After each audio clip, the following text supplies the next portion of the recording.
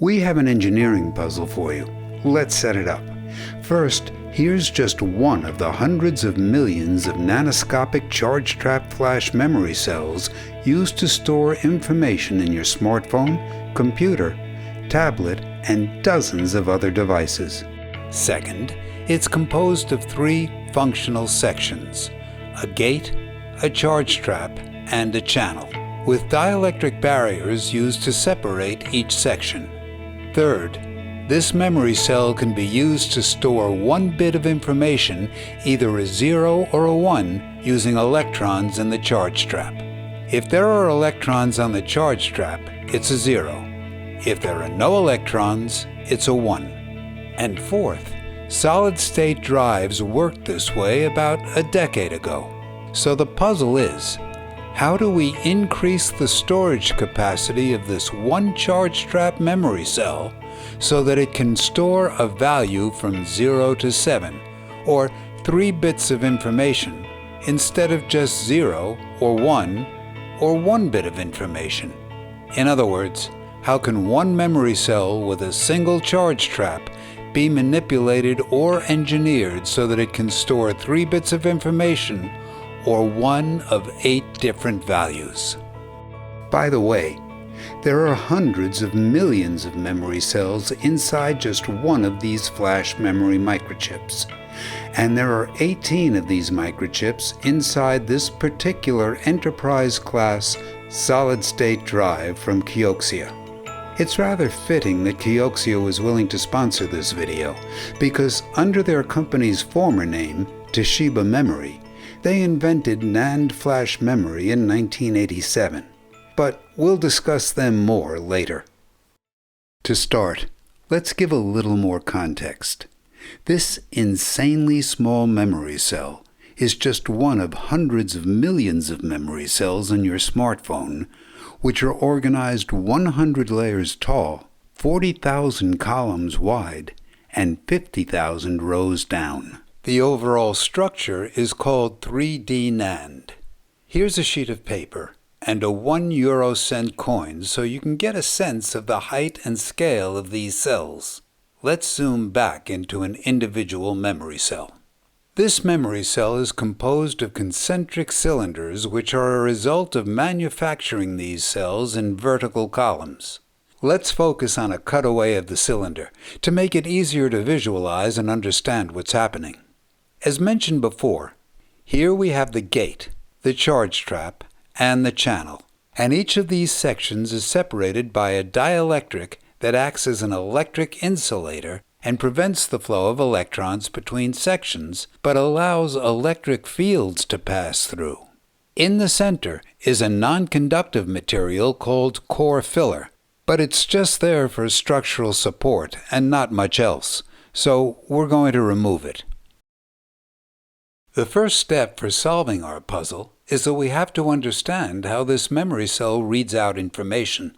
To begin, let's simplify the design and remove the charge trap, and we're left with a basic transistor. The gate controls whether electrons can flow through the channel. Normally, the channel doesn't allow electrons to flow through it. In other words, the channel is normally off. Electrons are there, it's just that they can't flow. However, when a voltage is applied to the gate, an electric field is emitted from the gate which turns the channel on, and thus allows electrons to flow through the channel.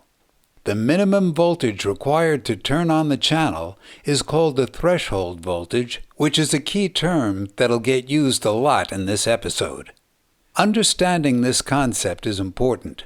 So, to repeat, when reading information from a memory cell, if the gate voltage is below the threshold, the channel is off, and electrons can't flow through the channel.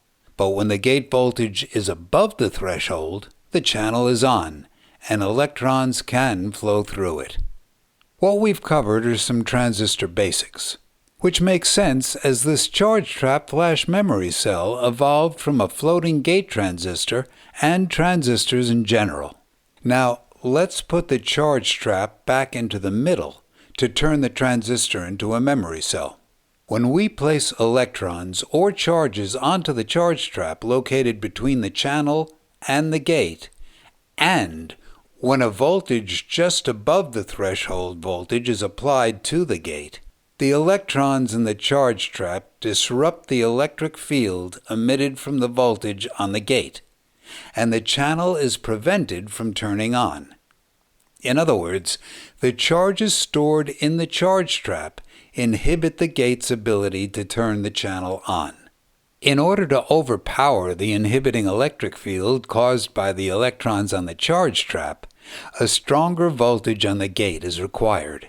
In essence, the electrons in the charge trap shift the threshold voltage of the memory cell. By using the difference in threshold voltages between a charge trap with stored electrons and a charge trap without stored electrons, we can store and read different values. If you're confused, don't worry. We'll explain this concept further. But for now, let's quickly recap. Applying a voltage to the gate that is greater than the threshold voltage causes the channel to turn on, thus allowing electrons to flow through it. If the applied voltage is less than the threshold, then the channel is off, and the presence of more or fewer electrons in the charge trap can shift this threshold voltage.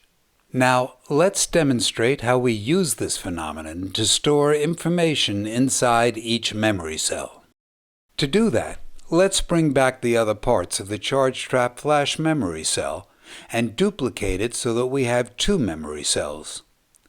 The one on the left has no electrons in its charge trap, and the one on the right has a lot of electrons. When a small voltage is applied to both, only the channel on the left, the memory cell with no electrons on its charge trap, turns on. This is because the electrons on the charge trap of the right memory cell inhibit the gate's ability to turn the channel on.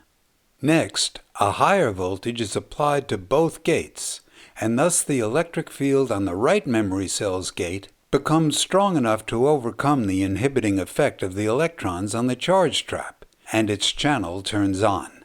As a result of the two memory cells turning on at different gate voltages, we can conclude that the two memory cells have different threshold voltages, and thus have different numbers of electrons stored in the charge trap.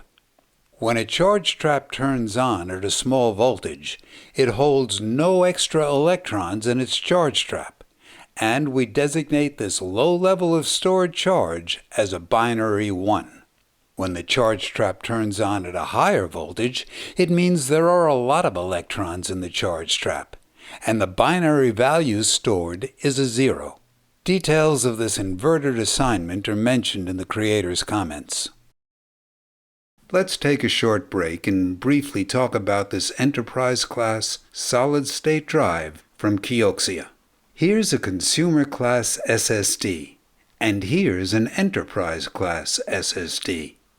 They look similar from the outside, but are entirely different on the inside. KIOXIA provides these leading quality enterprise-class PCIe NVMe solid-state drives, and they can fit in the same space, but have capacities up to a whopping 30 terabytes, and use a proprietary architecture built with their own controller, firmware, and BICS Flash 3D TLC memory in order to deliver incredibly high sustained read and write performance and reliability. By the way, TLC in this context stands for triple level cell, and is the marketing term which means 3 bits of information can be stored in each cell. And now you might be getting an idea as to how we can store 3 bits of information and solve our puzzle. In order to store 8 different values, or 3 bits of information, 8 potential different levels of electrons need to be placed onto the charge trap, resulting in 8 different possible threshold voltages. The level of charge on an individual trap is determined by a sequence of increasing voltages applied to the gate, and then correlating the specific level of voltage at which the channel turned on with the associated memory cell. When a set of memory cells are all next to each other, this group is called a page, and the same voltage is applied to a gate that is shared by every memory cell in the page. Let's cover up the level of charges in the charge trap, as if we didn't know the stored value. The voltage applied to the shared gate starts small, and we check each and every channel to see if electrons can flow through. And, well, this memory cell's channel has electrons flowing through it, and therefore, it's on.